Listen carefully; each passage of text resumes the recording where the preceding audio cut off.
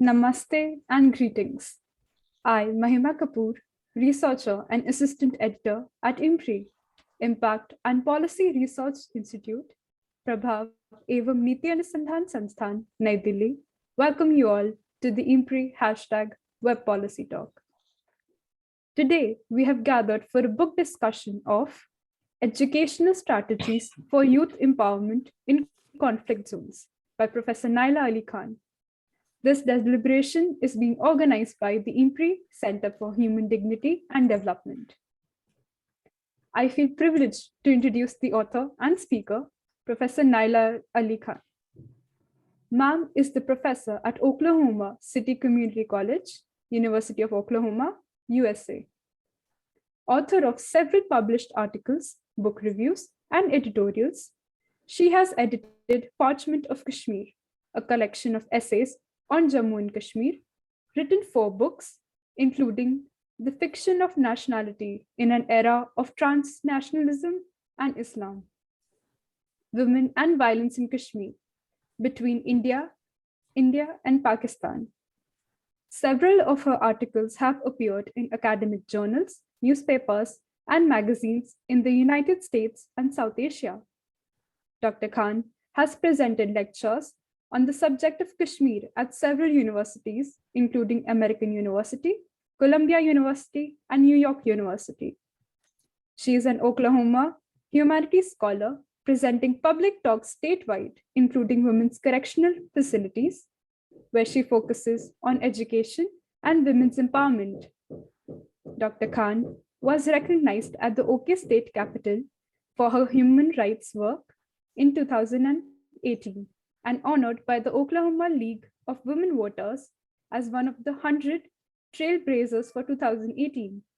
She was recently awarded the President's Volunteer Service Award and Silver Medal for her national public speaking and her bridge building work at the community and grassroots level in the state of Oklahoma. Welcome, ma'am. Thank you so much, Mahima. Thank you for that very kind introduction. Thank you. It's a privilege and an honor to be here.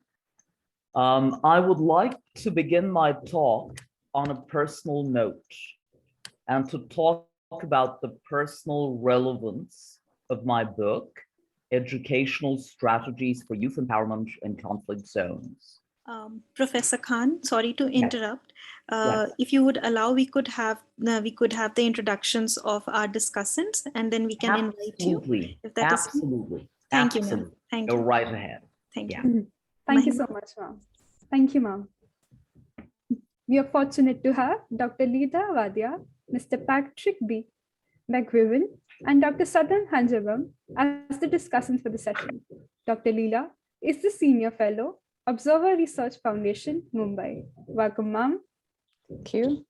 Mr. Patrick is the reporter, writer, and analyst, the Oklahoma City Sentinel. We welcome you, sir. Very glad to be here. Thank you for asking me. Thank you, sir. Mr. Sadam is the founder of YAAL, the youth network Manipur. Welcome, sir. Hi, thank you for making me part of the session. Thank you, sir. Now I invite Professor Nyla to take the proceedings further, and we look forward to learning from our esteemed gathering. Thank you. All right, thank you so much. And I'm delighted that we have such a wonderful panel of discussants, including my dear friend, Patrick McGuigan. So I will, as I said, I would like to begin on the personal importance of this book. While working on this book, I suffered a profound personal loss. My father, Muhammad Ali Matu, passed away on March 29, 2020, after having battled lung cancer with emotional and spiritual strength, and having chosen medical treatment alternatives with intelligence. While personal bereavement cannot be analogized with the trauma of a beleaguered community, I learned the importance of choosing one's attitude from my father.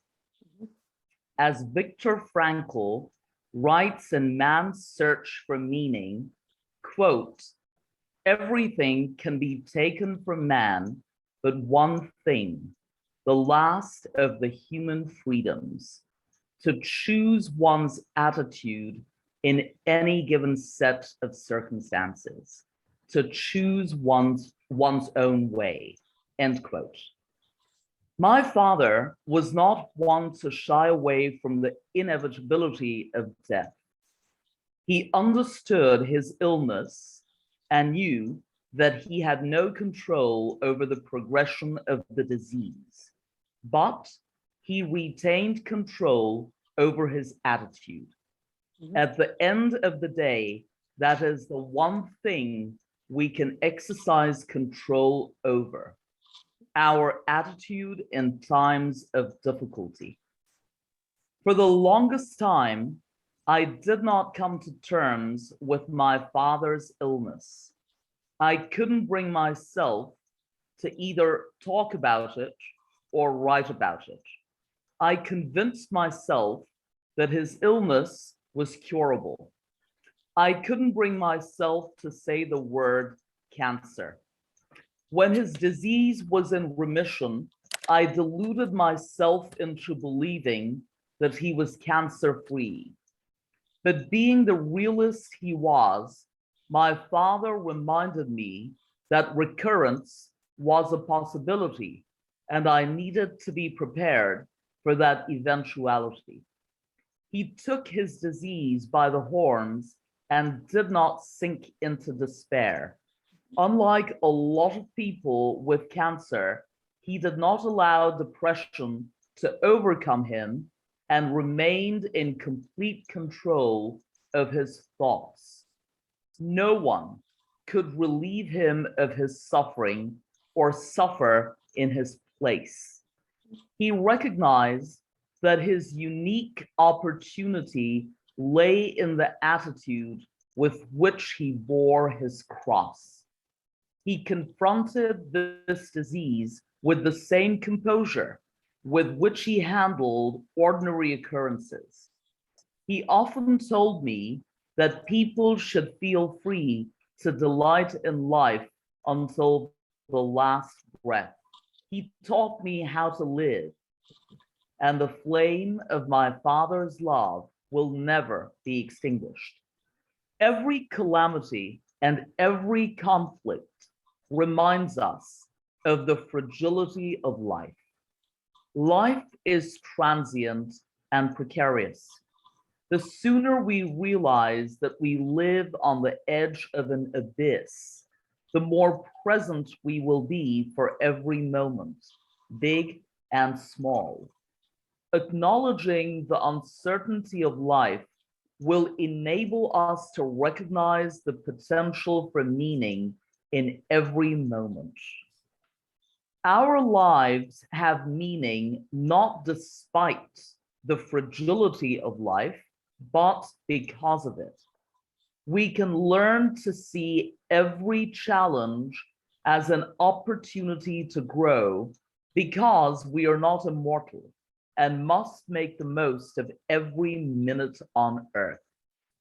A lot of us focus on big achievements and abstract concepts, forgetting that the small moments and small steps count as much as, if not more, than the big ones. Okay, let me move on. Father taught me that the essence of a home is the safe haven it provides to all who reside in it. He enriched my life and taught me so much about keeping one's head above water, even in the most grueling situations. I see his life as a model to be emulated. My father's death is not devoid of meaning. Discovering meaning, as Viktor Frankl emphasized, creatively, experientially, and attitudinally enables us to pave pathways to meaning.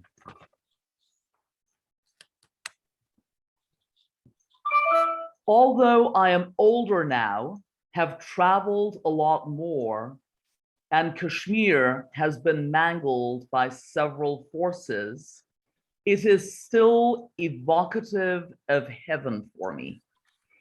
Even today, the only entity that has the power to make my heart melt is Kashmir. I, like my father, am in its thrall. And I too believe that the story of the people of Jammu and Kashmir is one of resilience, not of defeat. I hope the people of the region are given the opportunities to tell their own stories instead of being made to internalize stories that are imposed on them. I hope we see acknowledgement and recognition of their stories.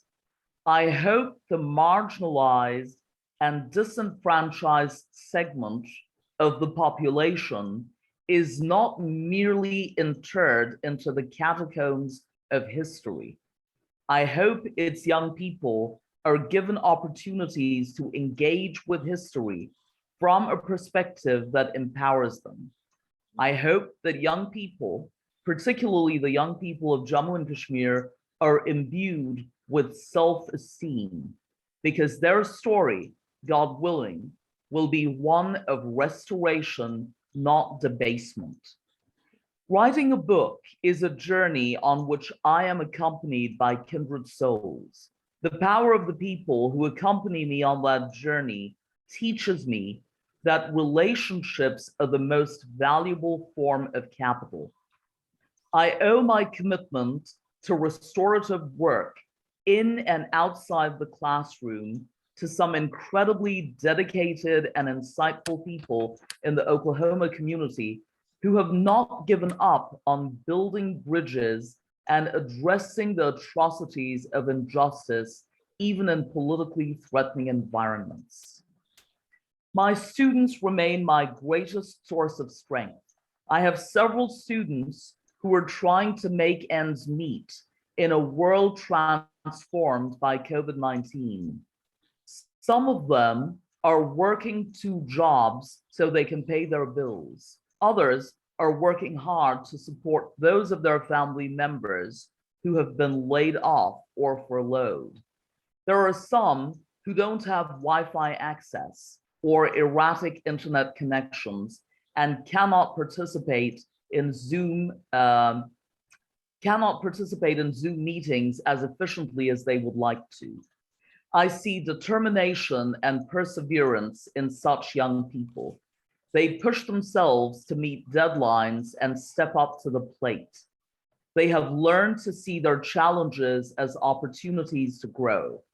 And as an academic, I am here for them. While the transition to online classes came with its own set of challenges, my students did not throw in the towel. On the contrary, they adjusted to their new reality with a newfound confidence. My students and I were able to create a safe environment in which we examined our locations of privilege and sought emotional empowerment in order to understand systems that have generated a culture of silence about systemic discrimination.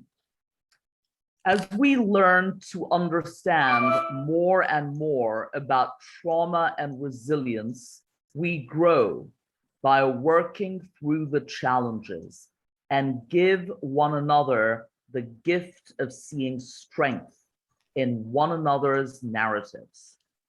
It is my sincere belief that understanding is only possible through the right kind of education.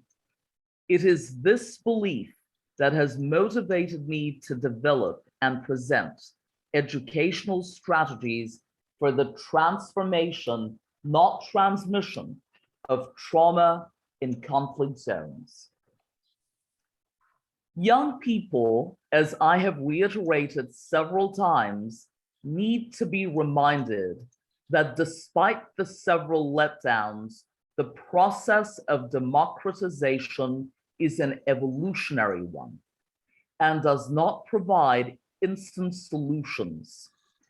In our zeal to be flag bearers of revolutionary movements, I would argue, we forget the importance of facilitating the healing of trauma survivors.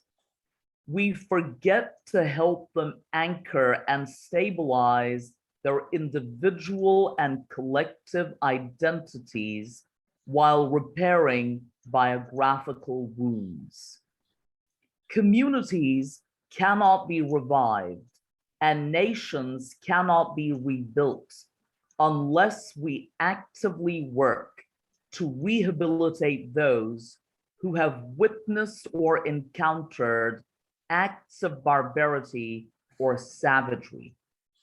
Rebuild trust within and between communities. Engage and encourage young adults to acknowledge and celebrate heterogeneity. Enrich learning environments where young people embrace authenticity and forge social cohesion, and train them to participate in decision-making processes. It also becomes necessary to encourage discussion on the role of individual responsibility, increase awareness that the enjoyment of rights works in tandem with the shouldering of responsibilities, and enhance the emotional ability of young people to contribute to the repair of their communities, nations, and themselves, while not allowing ourselves to be overwhelmed by the overload of information that threatens to engulf lives. We would do well to remind ourselves that local communities exercise prodigious influence in the restoration of humanity.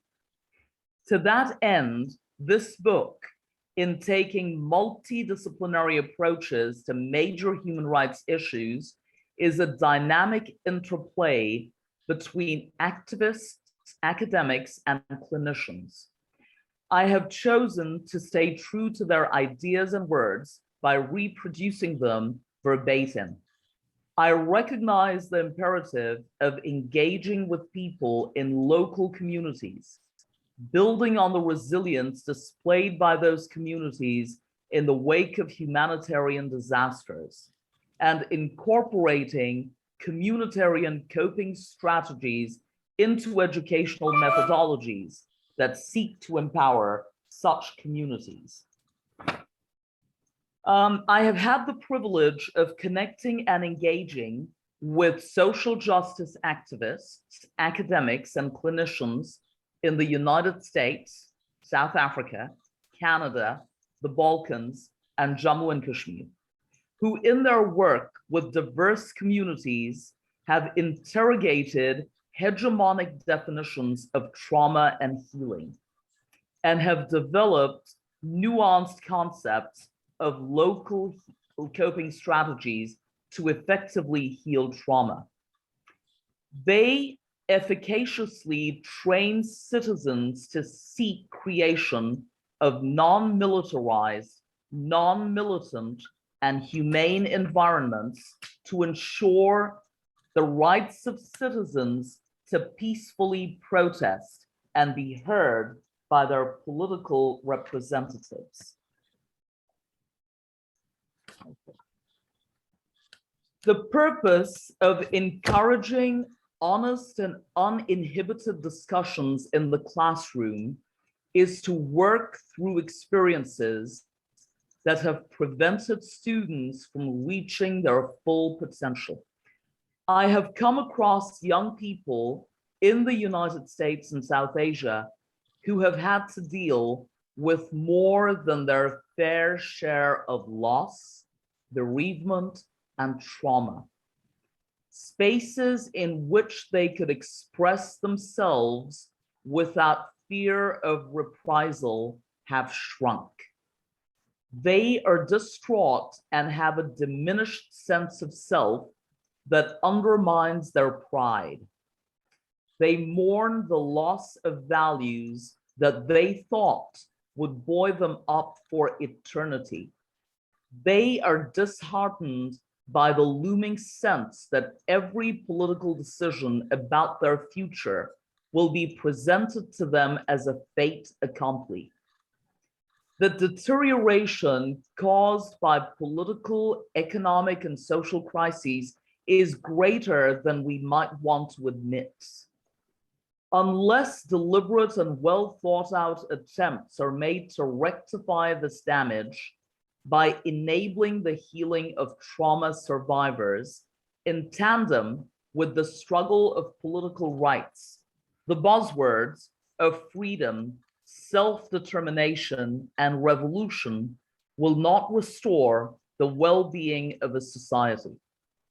I would recommend a trauma-informed approach to justice in order to revive restorative justice, which would build in supports and seek to repair the harm rather than just punish the wrongdoer.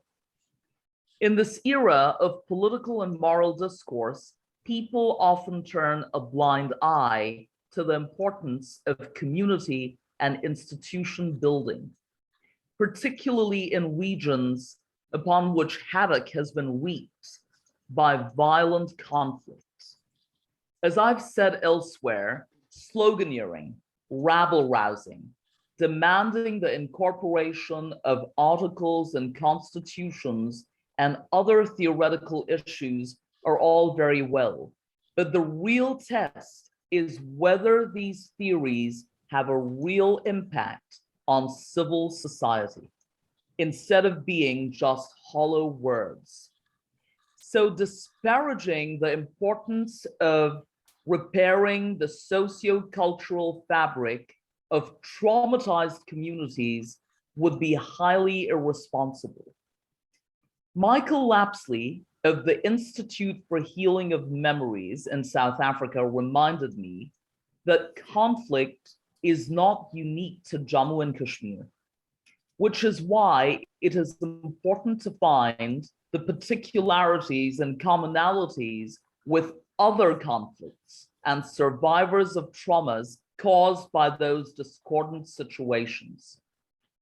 Those who have been in the political arena for a long time must recognize that there is no politics without negotiation, and the ultimate negotiating authority is always the citizens.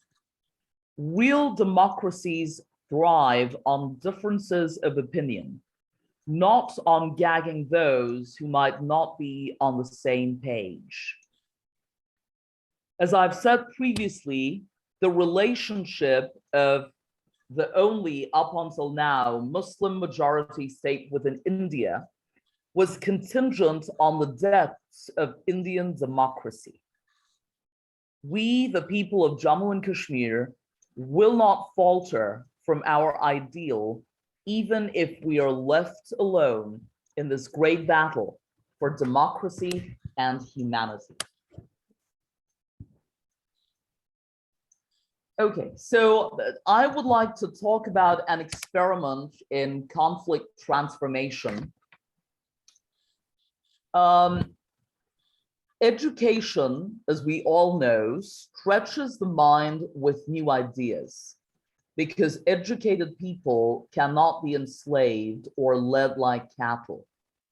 Education makes it possible to question structural inequities and to demand remedy.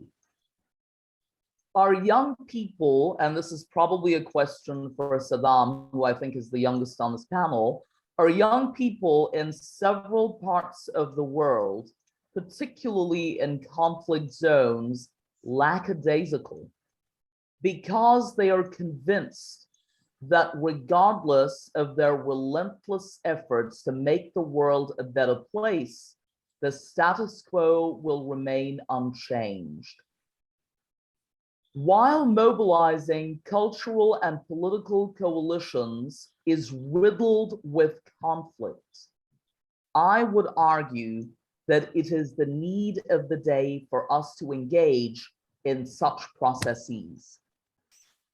Such an experiment in international conflict transformation is already underway, according to Paula Green, who in 1997 founded a program for graduate students and others from zones of conflict around the world. She tells us that conflict transformation across cultures, known by its acronym CONTACT, provides an intensive residential educational experience for approximately 60 participants each summer for 3 weeks at the School for International Training in Vermont, where Professor Green is currently Professor Emerita. The program was augmented by a similar 2-week program in Kathmandu, Nepal, specifically for South Asian participants who often cannot obtain visas for the US. In these programs, the learning is 24/7 day and night, as participants not only engage in class activities all day, but live together and spend time in building relationships that would otherwise never exist. Many participants meet the identified other of their nation's conflict at contact, which allows, for example, Indians and Pakistanis, Israelis and Palestinians, Christians, Muslims, Jews, Buddhists, Hindus, a rainbow of racial colors, and others divided by history and geography to humanize those they have been taught to hate and fear.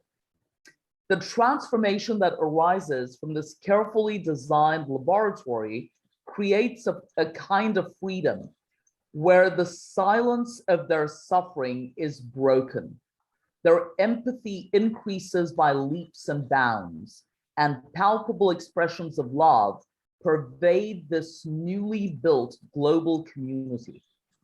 Participants share heart-rending memories of war and demonstrate to each other by their very presence the capacity for resilience, caring, and compassion. They explore the demands for justice, the need for truth and reconciliation, and the centrality of social inclusion, which they are practicing as they speak. Having drawn inspiration and strength from one another, they return to their war-weary countries as advocates of grounded experiential pedagogy and as skilled ambassadors of peaceful resolutions to conflict, of equality and respect, and of the need to use their traumas in the service of transformation and human well-being. Professor Green believes that in our precarious era, our collective survival depends upon a significant portion of the human race accomplishing a change of worldview from one of patriotic and tribal loyalties to loyalty to life itself. Okay, now another example that I would like to give you is of the Balkan republics. So I spoke with a practitioner, an American medical doctor who has been living in Croatia for the past 3 decades. And I spoke with him about his work in conflict transformation in the Balkans. So recalling his work with traumatized communities in Croatia, Serbia, and Bosnia, Dr. Charles Tauber remarks that it is important that the negative aspects of the trauma not be forgotten, which is what happens often when some authors speak of resilience or positive psychology. He worked with Bosnians, Serbs, and Croats in a fragmented community on the Croatian-Bosnian border in 1999 to 2000. The three ethnic groups which that community comprised had by then become protective of their exclusionary identities. No one had been spared the damage wreaked by the horrendous violence that was unleashed in the territory to which both the Bosniak Croat and Serb parties laid claim.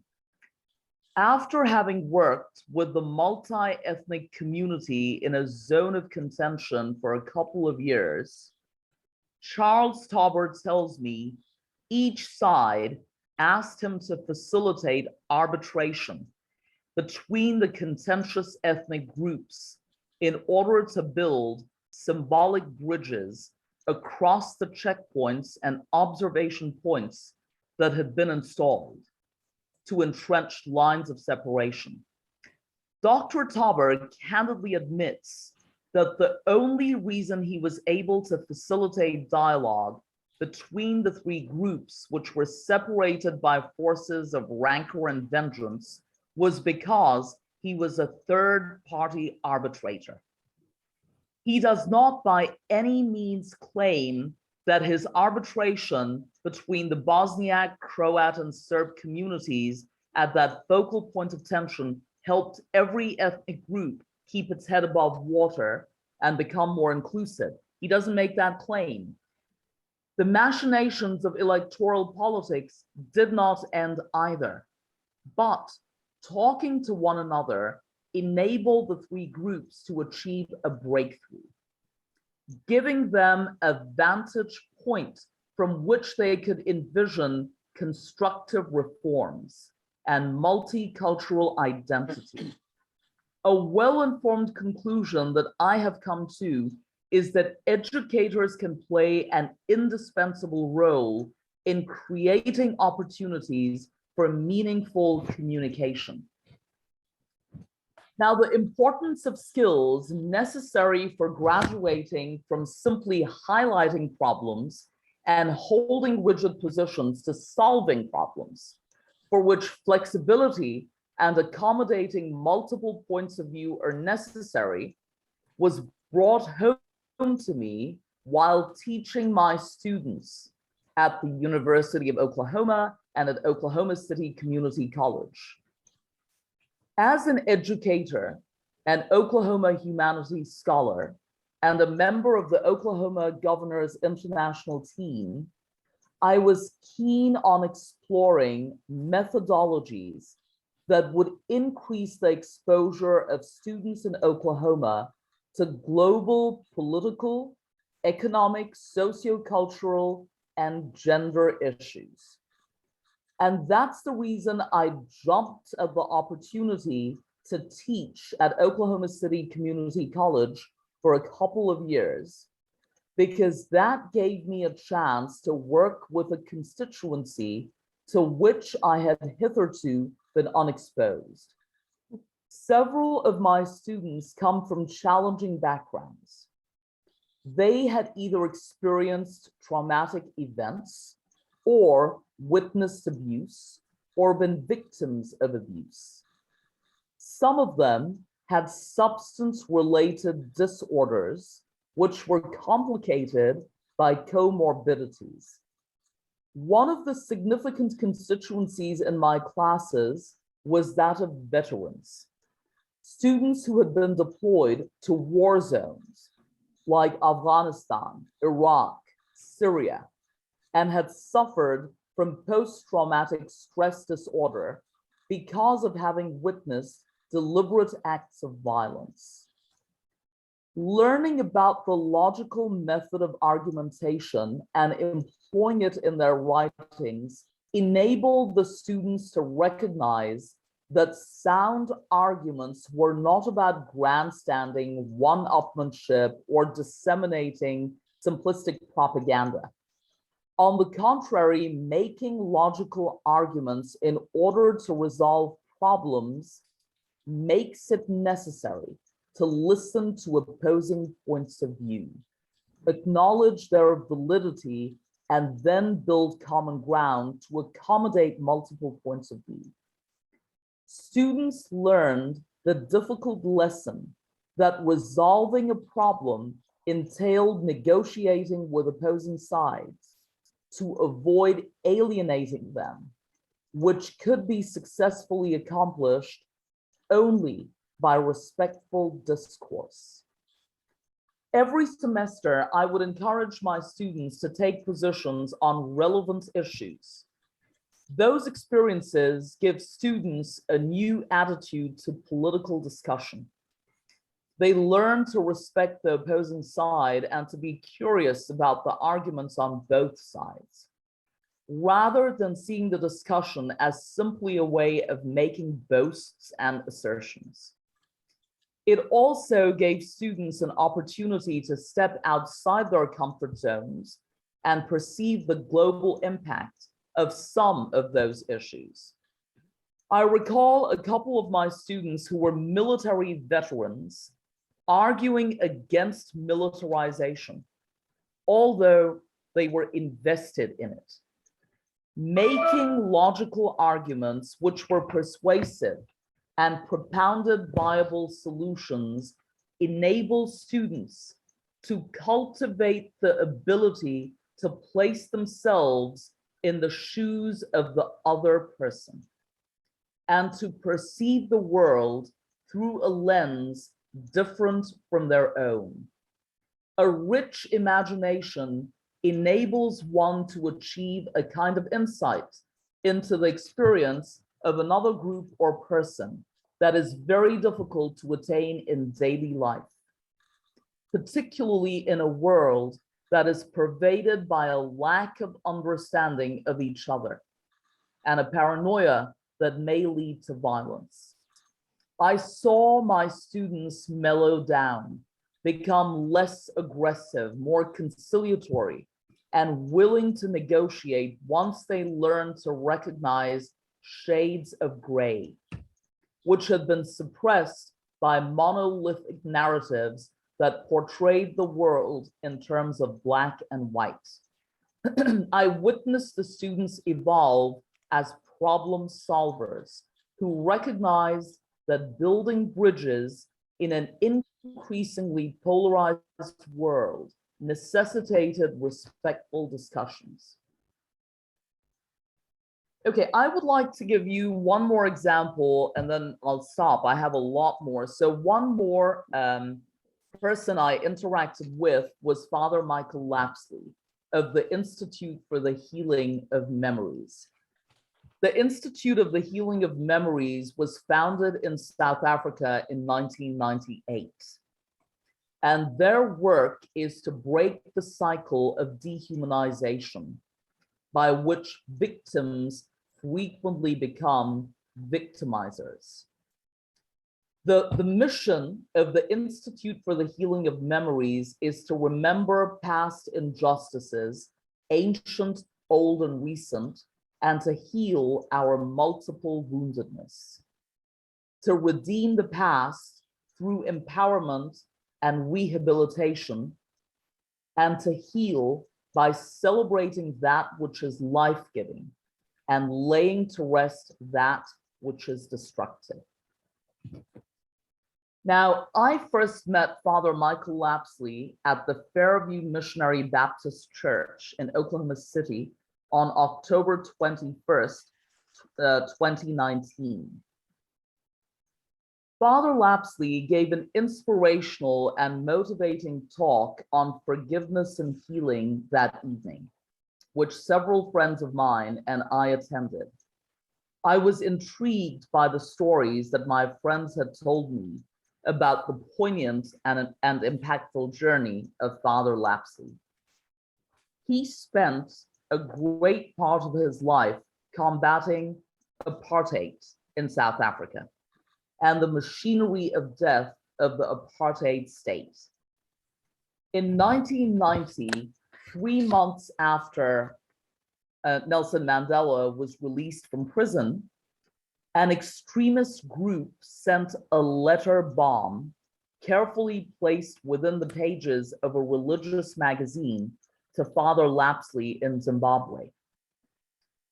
Although he survived the bombing, he lost both hands and an eye as a result of the horrific and ghastly blast. One cannot even begin to imagine how traumatic it must have been for him to lose both hands and an eye, but Lapsley's story is one of resilience, not of defeat. His unmitigated commitment to the anti-apartheid struggle in South Africa and his tireless crusade against the forces of enmity and bigotry made a restorative impact on me and motivated me to get out of the funk I was in that evening. He had effectively transformed his trauma, recovered his agential capacities, and gone on to lead a fulfilling life, not as an invalid, but as a whole person, to work toward building a new society on the edifice of transformative justice. That evening, I was particularly distraught. This was 2019, remember.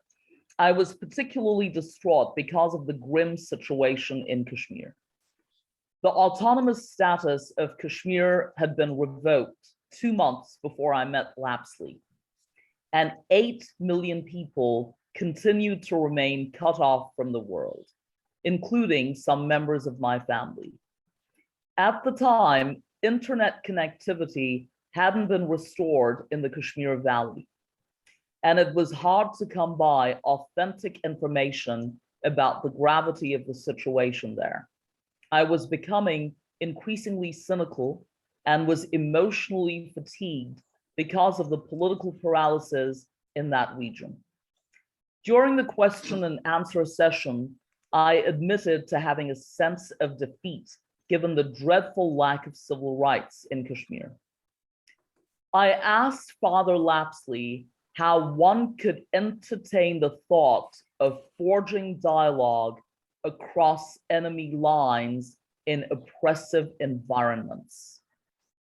He replied that when Nelson Mandela was released from prison, he chose to disavow bitterness, rage, and the desire for revenge because Mandela was cognizant that if he remained embittered and declared war on the apartheid regime, thousands of his supporters would be massacred. Instead, he opted to engage in dialogue with those who had incarcerated him for 27 years. Lapsley expressed his solidarity with the people of Kashmir and reminded me to retain my sense of agency by acknowledging the stories of my people. In an email exchange that he and I had a few months later, Father Lapsley emphasized that while a key part of identity is knowing where we come from and the riches of our past, the problem is when the stories that are told from the past are filled with poisonous feelings like hatred and bitterness, which then distort the perceptions of the younger generation and keep conflict going for hundreds of years. But good memories which erase hostility and hate get ruthlessly trampled upon by both victims and victimizers in conflict zones. In response to my question about the importance of keeping good memories of a bygone era alive in a war-torn zone, Lapsley responded that his notion of the healing of memories is about the journey of acknowledging and beginning to let go of those things in the past that would destroy us, and retrieving from the past that which is life-giving. That is the good memories. I would like to, okay. So as I've said on several platforms, real leaders do not want their people to wallow in grief for eternity, nor do real leaders build their castles on the agonies of those who have suffered tremendous losses. I would echo Father Lapsley by reiterating that national identity cannot be built on unquenchable hate for opposing forces, and certainly not on cashing in on the pain and grief of one's own people. In seeking larger political goals, like the right of self-determination, we ignore the mental and emotional health of the people for whom the goal is being sought. I would argue that even if colonialism and neocolonialism come to an end, those who bear the scars of the cruelties of those phenomena will not be able to lead free, fulfilling, and whole lives unless we learn about trauma at a cerebral level. It is then that it can have the potential of leading to introspection, which could bring about change. We might not always be aware of the degree of woundedness that we have inherited, but once there is awakening and we come out of denial to take cognizance of how damaged we are, that creates the possibility of healing. That is the reason that it is important to create safe spaces where the silence can be broken in healthy ways. Within communities, there is always a space for initiatives, particularly from those who are considered credible and have standing. I have been cognizant of the healing power of telling one's own story, as well as the world of difference it can make in the life of a person whose story is acknowledged. So I have a lot more to say, but I will stop here and I will turn it over to the discussants. Thank you so much, Professor, for the very passionate and enlightening talk. Thank you so much. I would now like to invite Mr. Sadam for his insights on the book and the discussion. Sir? Yeah, I think, yeah. So thank you, ma'am, for the insights on your book, and congratulations for the book. So for me, I would also like to, brief a bit about my place that I'm from. I'm from Manipur in India. Manipur is a border state with Myanmar, which shares around a long border with another international country besides the other side of Pakistan and China.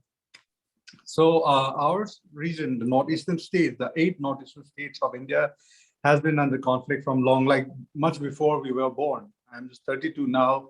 And much before, there has been a lot of trauma and a lot of intergenerational trauma that has been, passed down by our grandparents and parents.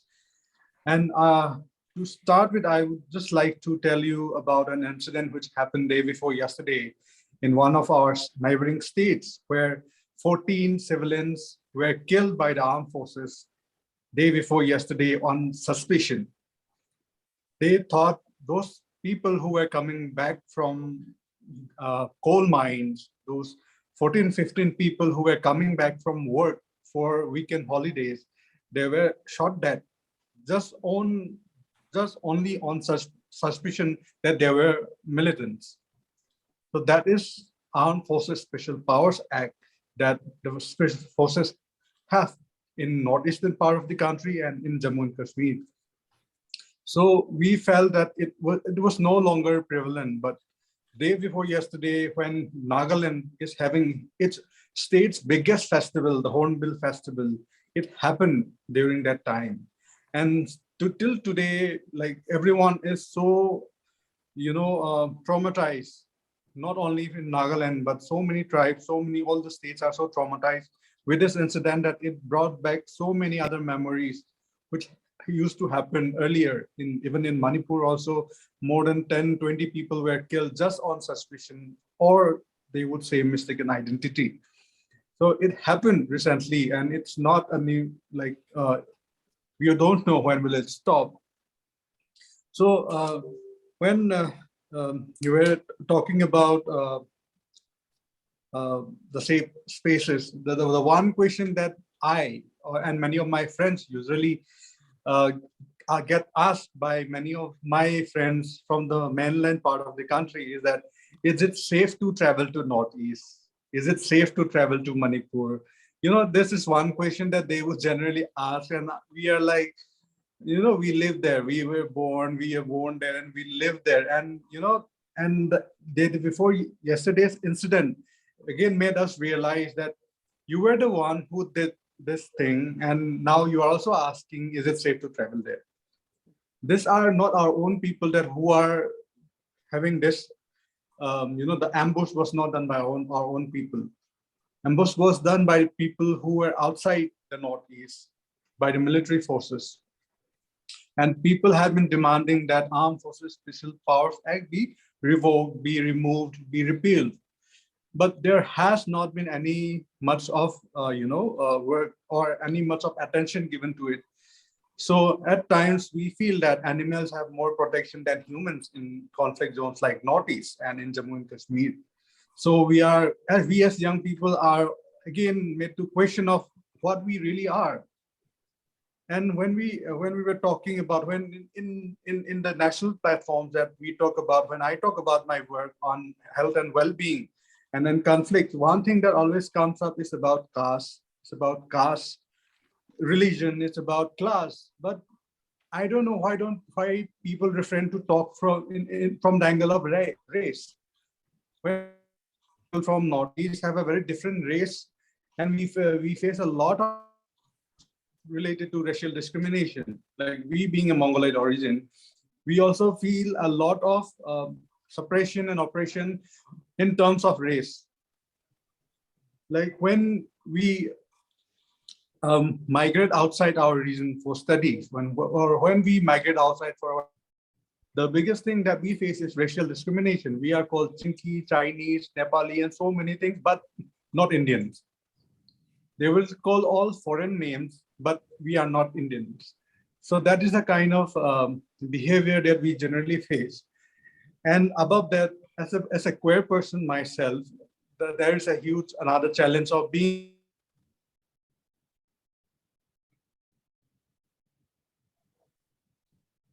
But also based on my gender, again, I'm again discriminated there.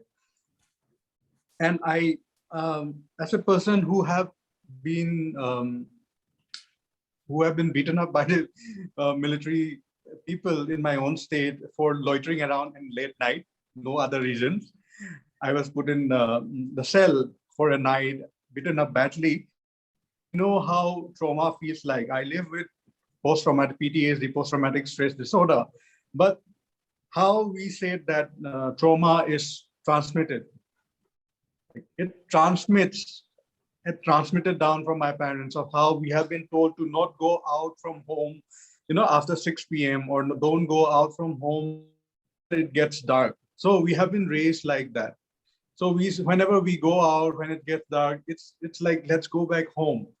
And it's when I was in Bombay for my studies, this thing I always say that the 24 hours in Bombay and the 24 hours in Manipur or in any conflict regions are, because we are losing that 12 hours out of the 20 at our homes, fearing what might happen to us, who might come and what might be done. Like what happened to those 14 people while they were coming back home, they were shot at. So we constantly live in a trauma of how to come out of this thing. And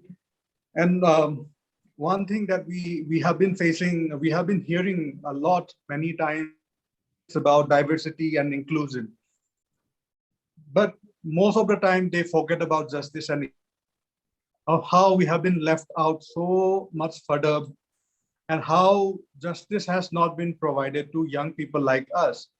So there are only two ways that when we talk about education, there are or jobs or any other facilities, there are only two ways where how get access. One is through migration. That is the only that since we do not have those proper facilities here, since we do not have that structure here, the one thing that we do is to migrate outside our own states, our own region, to find a safe space outside. But when we don't get it there, that further excludes us from getting access to our basic rights of education, on least dignity. You know, we are being shamed, we are being called names, and so many things. So one thing which ma'am have also what I really resonated was most of the people, you know, when you talk about military veterans who were your students, who only saw those stories or who only issues from only one side, I totally could imagine that. Because when we tell our stories to our friends, they cannot imagine of what we are going through. They can only not even empathize. They can sympathize, saying that, oh, that happens. Or like, you know, they will start comparing it with something that, you know, the police brutality in their own state, police brutality on their own areas. But how we have been, you know, migrating, how we have been getting out of our homes to at least get the basic rights of education, health, and many other things, is that, you know, they have not been, this is very true, that they have not been able to see from other people's lens. And the stories that have been told are filled with so much of, you know, hatred and so much of that they cannot see beyond their own stories, or they cannot look beyond their own lenses. But when people does come out from that, you know, vision, they start they very few of them, they start seeing things from our own lens, and they also become more mellow, or they empathize that time. And that's why for us, I have used storytelling as one of the most you know, impactful tool which connects people. And also I use my own story of struggle, of resilience, resistance, or my own story of trauma, to transform the kind of work that we are doing in the northeast part of the country. That's why our work intersects a lot on health, well-being, drug, conflict, and migration. So many things that we intersect in our work. And the one tool that connects everything is storytelling. So this has become one of the very most important tool. And as you have said, I'm also using this tool and really wish to take it forward, you know, to connect more people and to transform the trauma that we have faced and not further transmit it. Thank you. Thank you so much, Mr. Sadam, for your first-hand insights. I would now like to invite Dr. Leena for her perspectives and opinions and ideas. Thank you. Thank you, Mahima. Thank you, Dr. Nyla, for an amazing presentation, but more importantly, for clearly years of research and thinking that has brought a talk to us of such depth. You know, when I was invited to be a discussant, I was very keen to accept, because I knew I would learn a lot, and I was not wrong. I mean, and the reason I was invited as a discussant is presumably because I was involved in writing the new national education policy that India has got as of 2020. I was involved in writing its precursor, the draft national education policy 2019. And at that time, we did discuss many sources of disadvantage, but not conflict-related trauma so much. And in fact, the only thing that we said about trauma in the policy is that it will have to be dealt with locally, and that states should look into finding ways to help youth, you know, overcome trauma, by investing in teachers, by investing in training teachers and so on. That was it really. But what you have brought to us is an amazing range of things that can be done, the message of resilience, the conflict transformation, contact work with Professor Green, the thinking about logical methods of argument, trauma and informed approach to justice. And I mean, the last one really blew me, learn about trauma at a cerebral level. I think that it's just so many important messages. I'm really looking forward to reading your book. I haven't done that. So I'll just not take too much time. I'll just pose two questions to you, which I hope you will address in your responses, which is that, one statement in your introduction and the abstract of your introduction caught my attention. And you said that there is a line between trauma in a non-militarized environment and in a heavily militarized environment.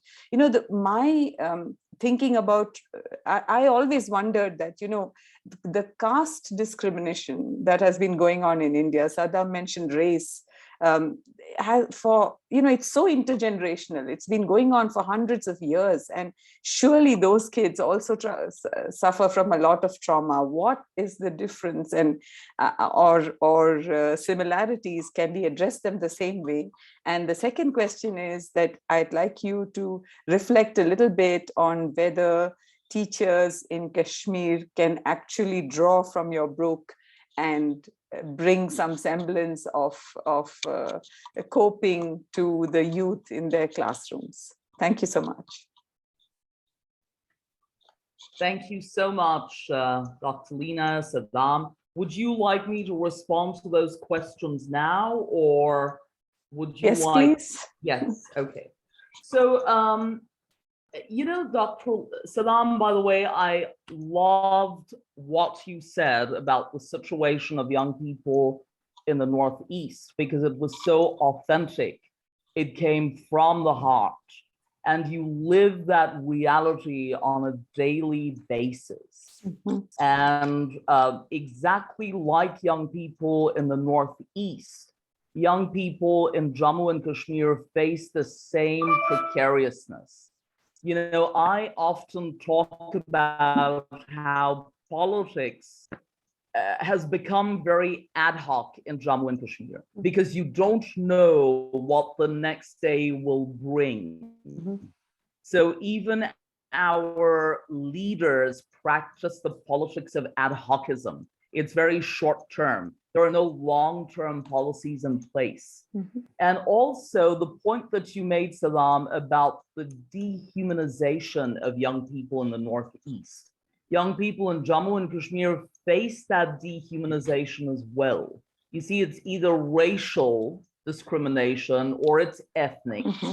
or religious. Mm-hmm. And a lot of them are caught between the forces of militancy and militarization. Mm-hmm. Making it difficult for them to carve their own paths. Mm-hmm. So I know exactly what you're talking about. And if young people are simply picked up on suspicion without any evidence at all, that makes them very vulnerable.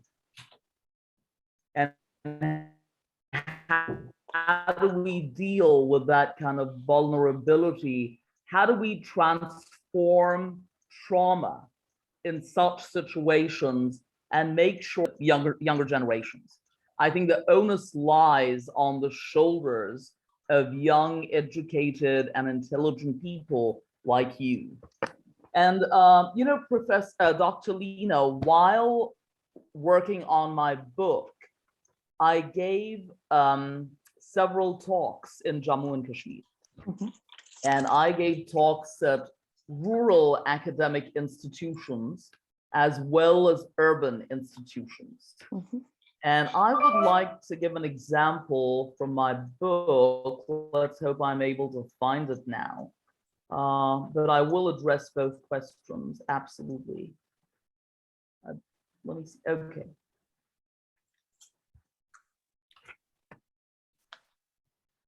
All right, so I will read out just one example. So I am in Kashmir every year.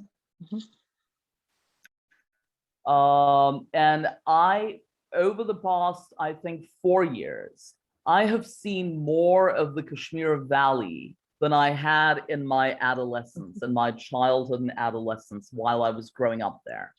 So I've seen some beautiful parts of the valley, and I would like to give you an example of a session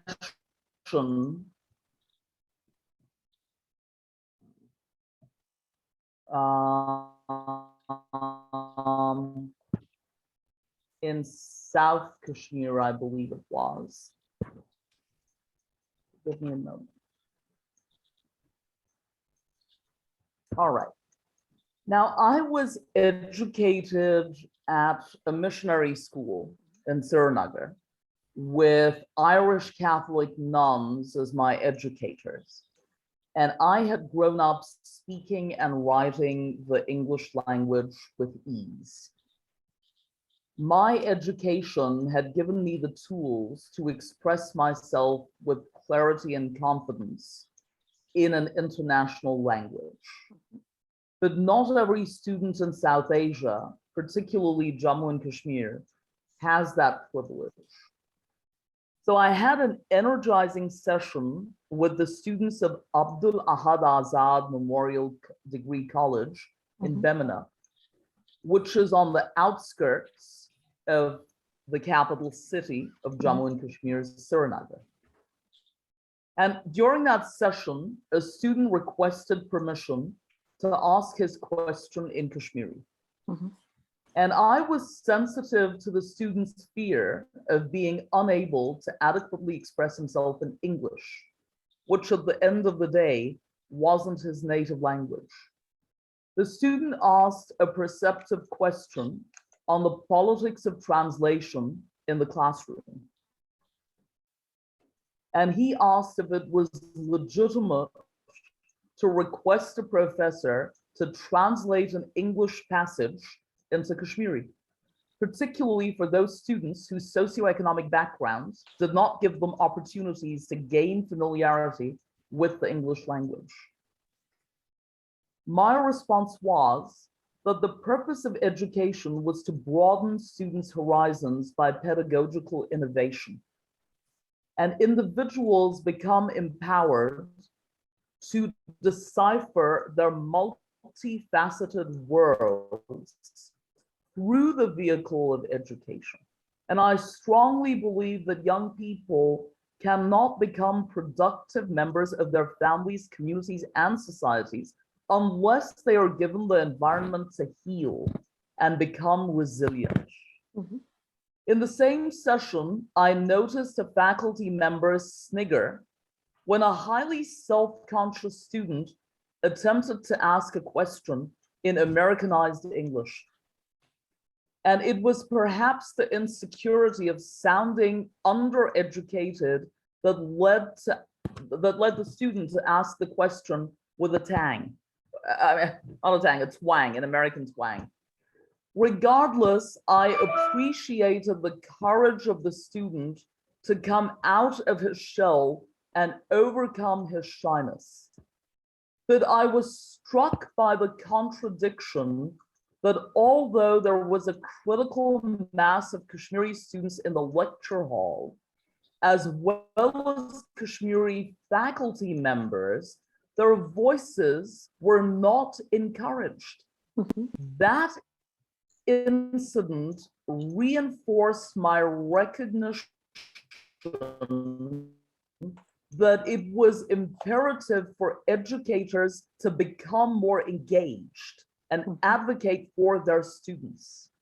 And my perceptions became even more grounded after I talked with my colleague and friend, Professor Betty Harris, about her experiences in Southern Africa. Betty Harris conducted field research in Lesotho, Swaziland, and South Africa. During her Lesotho field research, she became conscientized about refugees and others involved in the anti-apartheid movement during many extensive discussions. And that broadened her perspective beyond a US civil rights prism. At the time, many thought that apartheid would come to an end through violent revolution instead of a negotiated settlement. Today, there are born frees, those born after the end of apartheid in 1994, who think that the negotiated settlement did not go far enough in addressing issues of racial, political, and gender inequality. And they entertain the idea of revolution anew. Professor Harris believes that in order for younger generations, and this applies to Kashmir, this applies to the Northeast, that in order for younger generations to channelize their anger, sense of alienation, and take the political process forward without playing into anyone's hands, education has to become more relevant to youthful experiences. The educational process is essential in shaping youth intellectual maturity and autonomy, and one's ability to form new organizational structures. Education, however, is a slow process in which there may have to be interruptions requiring more immediate action. Such interruptions must be incorporated into the entire learning process, in which we may have to learn from our mistakes as well. That is praxis. You see, every interaction, every conversation with students across the Kashmir Valley led me to think about the disadvantages that Kashmiri students, particularly those in rural areas, face. Some of those disadvantages are limited proficiency in the English language, gnawing feelings of alienation from mainstream society, uncertainty looming large, terrible feelings, premonitions generated by living in a dysfunctional society. Several of the students I met with belong to marginalized communities who have been demonized by mainstream discourse. They have been demonized as either criminals or incorrigibly backward or radicalized, that they're irredeemably radicalized.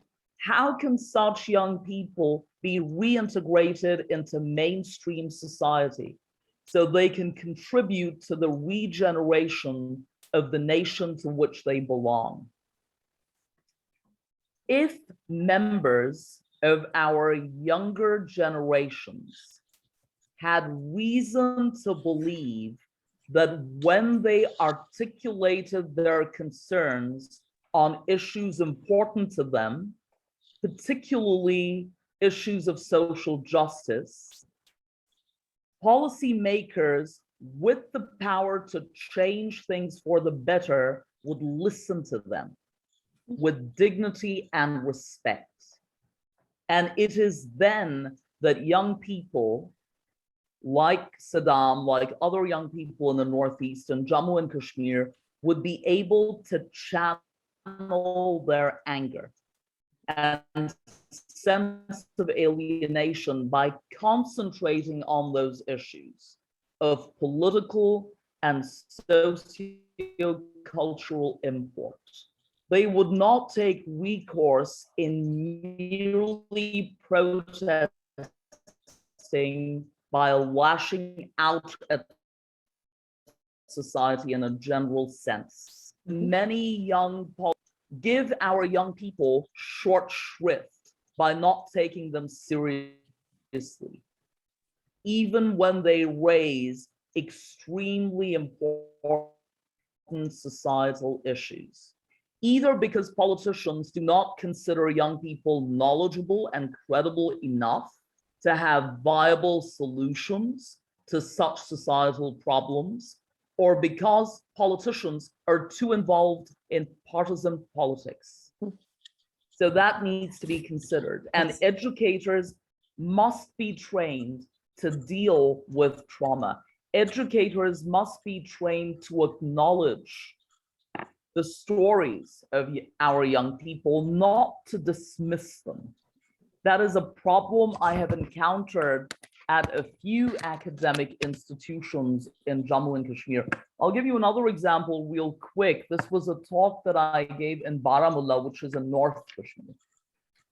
And a young girl asked me, she was very proud that, she asked me if it was enough to have an article published in a local newspaper. And she said, if one of my articles gets published in a local newspaper, I will feel on top of the world. And I will feel like there is nothing more I can learn in class. And one of the professors, instead of addressing the issue with maturity, actually demeaned her. He insulted her in my presence, the presence of a guest speaker and stranger, and said that learn to write one word correctly and then talk. That approach to humiliate a student will not go anywhere. Yes. You see, Thank you. respectful discourse within the classroom must be emphasized. And there are policy makers in mainland India who live in denial of the trauma faced by people, particularly young people, in conflict zones like Jammu and Kashmir and the Northeast. There is no denying that these young people are traumatized, and that trauma must be healed. Yes. You see, development, to talk about development is all very well. To talk about new educational policies is all very well. But to me, all those are buzzwords. Absolutely. Just a different form of sloganeering. Absolutely. Unless we adopt a trauma-informed approach in the classroom. Thank you. Your point is very well taken. We'll look it up. Yeah. Did that answer your question? Yes, it does. Thank you very much. Yeah. I apologize to Patrick for taking away his discussion time. Patrick, go ahead. The only thing, I'm going to say two things after this brief preface. Dr. Nyla's work reminds me not only of one of her heroes, Viktor Frankl, who's also a hero of mine, in taking trauma and reality, real life, if you will, the real world, and applying at a much higher level for that cerebral side that was referred to earlier, depth and understanding. And my reflection is that at times her works, especially the personal aspects, brought to bear in an academic context, remind me of one of the great historians of the last century, but also a great novelist, and that was Alexander Solzhenitsyn, who wrote about the horror of the gulag. And of course, in the world today, there are many gulags for the Uyghurs in Western China, for other people scattered around the world. There are levels of trauma, but I find very appealing her work at blending the personal, like the story about her students, just now, the story about a couple of her students, with that higher level. Solzhenitsyn wrote in Cancer Ward that the meaning of existence is to preserve untarnished, undisturbed, and undistorted the image of eternity with which each person is born, like a silver moon in a calm, still pond. Now, I can deal with the academic issues, and I do often, but that is a quotation that goes to the heart of his life's work. He was not perfect. One of the things we need to find the ability to do is forgive one another, especially for sins that are not our own, but that come from the past. The last thought is, several weeks ago, I delivered a speech, and I'm just going to give you one sentence from it, about a leader here in Oklahoma.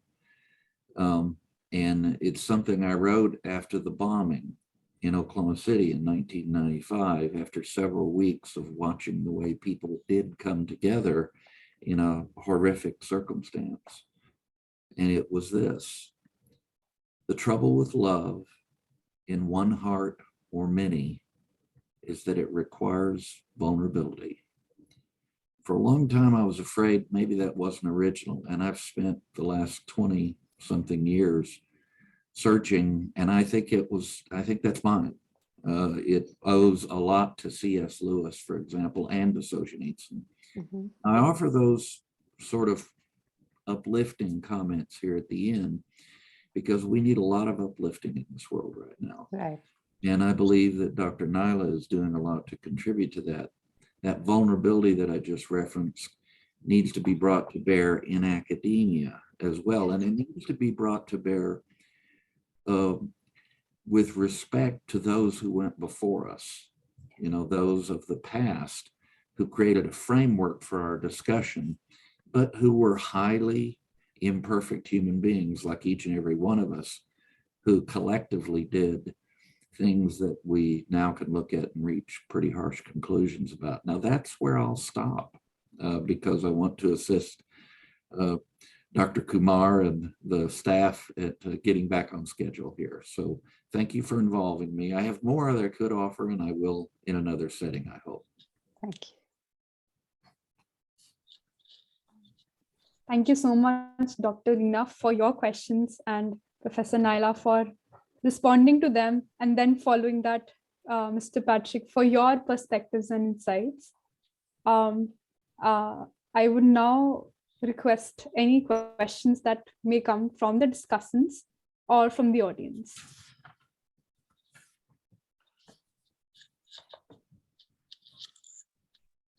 I just want to know what's next for Dr. Nyla Khan. What's the next book?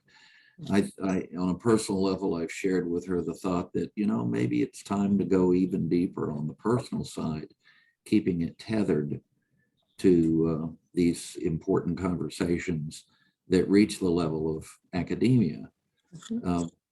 Because there's sometimes and I think you referenced it very nicely in your description of that professor.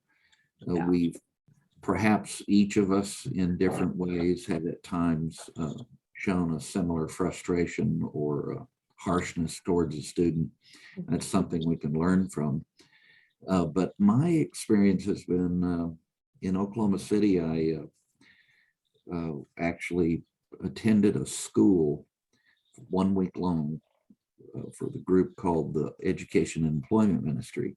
Now the group now specializes in formerly incarcerated people.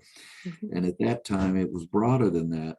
And when I tell people I attended the team school, they go, well, what did you go to prison for? Well, I've never been in prison, but I did learn something in my time connected to team and in that 1 week.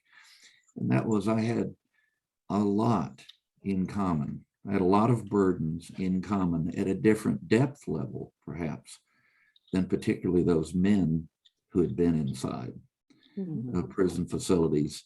And that lesson has stuck with me. I learned that more than 2 decades ago, and it's helped to guide my life ever since. Briefly, that's sort of the preface to my question, since I was given the opportunity to continue. What's next for Dr. Nyla Ali Khan? That's a great question. You and I will talk about that. We'll talk very soon. There are a couple of Mahima, Arjun, if okay with you guys, just a couple of concluding remarks that I would like to make. And then, is that okay? Mahima, Arjun? Yes, Can I yes. make a couple of concluding remarks and then? Okay, so I just, so I continue to reinforce my faith as an educator in the openness to diverse opinions, to dissent, and to differences of opinion, which is true grit. And when I spoke with various activists, scholars, and clinicians while working on my book, I saw that they all built common ground by sharing the fundamental principles of humanity, compassion, and empathy. And Sadam talked about the lack of empathy that young people from the Northeast face. So the academics and clinicians I spoke with underlined empathy, which blurs the divide between us and them.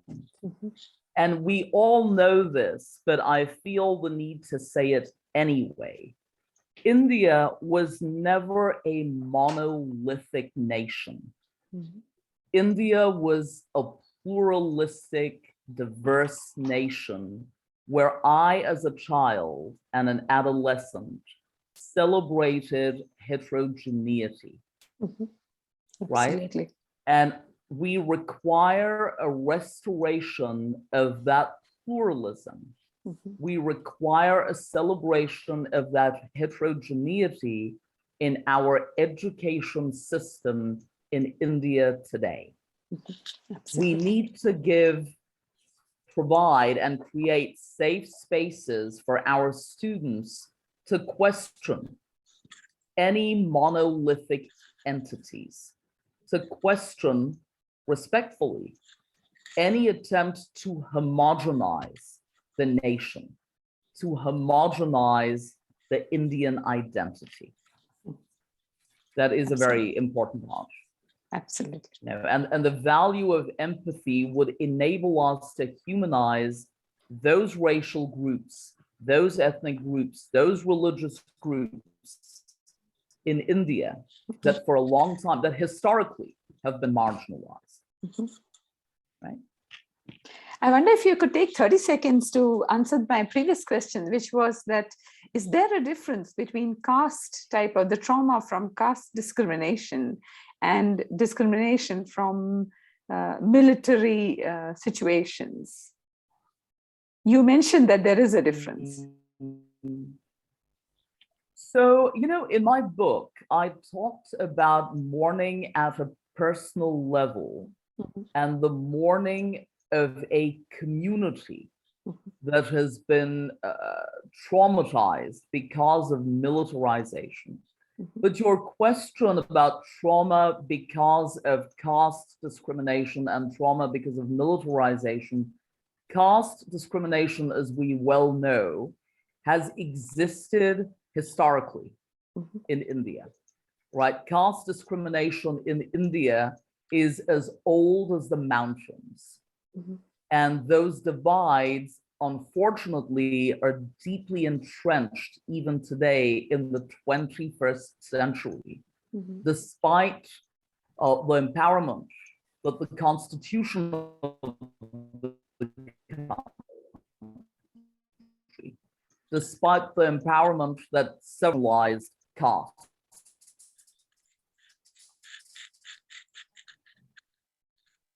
Right? And you know, that I don't know, I would have to know that people in militarized zones face. For instance, in India, it would be Jammu and Kashmir, it would be the Northeast. There is a lack of accountability. There is a lack of transparency. Young people, the reason everything is so ad hoc for them, because they feel like the status quo will never change. They don't recognize the power of the vote. They don't recognize the power of their own voices and the importance of standing up and being counted, because there is such a lack of accountability in militarized zones, in conflict zones. Mm-hmm. And I will tell you, there are times, you know, I go back to Kashmir every year, that there are times when I sense that the people of the place are so, the people of the place feel like they require permission to enjoy their own resources, you know? And that needs to be worked on. The government, real development, real progress does not come with the imposition of projects, but it comes with making sure that people, that local communities are invested in whatever is going on. And when the local community, particularly young people in that community, are made to feel like stakeholders and are brought to the table in order to express themselves, their needs, their situations, and are taken seriously by policymakers and decision makers, even those involved in making changes in the educational curriculum. You see, that is when we will see more healing. Right? Thank you so much. Yeah. And even if you think about caste discrimination in India, you know, in this day and age, we have quite so many people from historically lower castes who are involved in elite organizations. So the civil services of India, for instance, we have a lot of IAS officers, we have a lot of IPS officers, we have IFS officers as well, who come from those historically marginalized communities.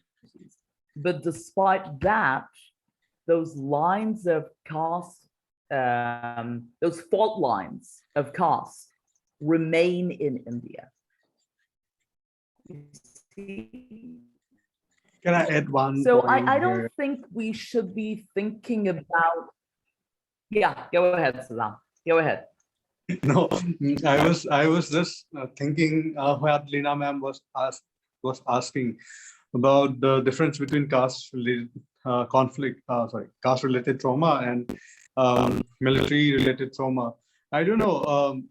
It may not be right. My answer may not be right, but what I feel to myself when I go through it is like, you know, when we talk about caste-related trauma, it's more in the horizontal line of, you know, inferiority and superiority, of who's superior and who's inferior in the caste system and how caste has been portrayed.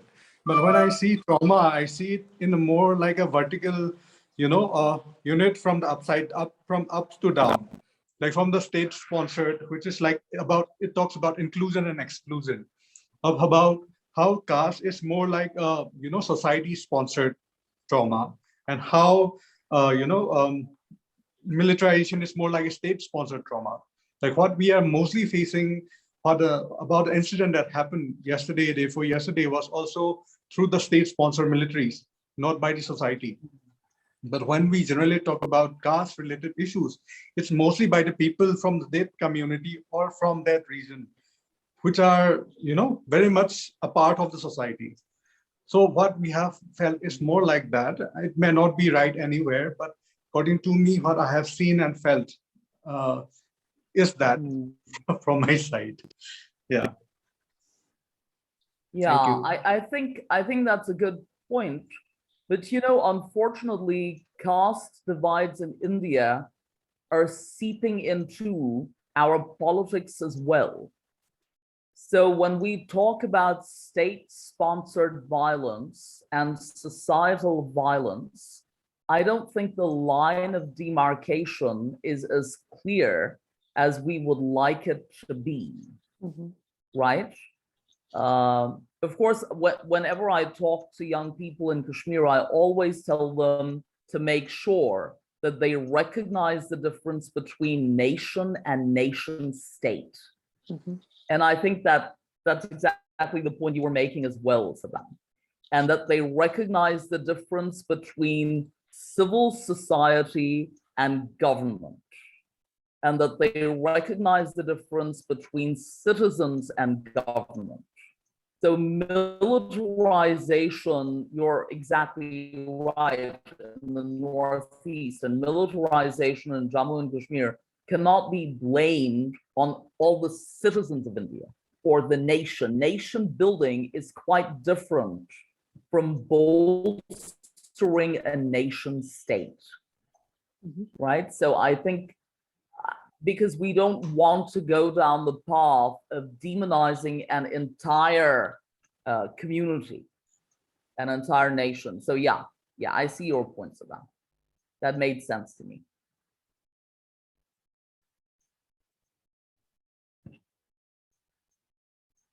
Well, thank you so much, Professor Nyla, for your concluding remarks and the discussion, the very enriching discussion that followed it.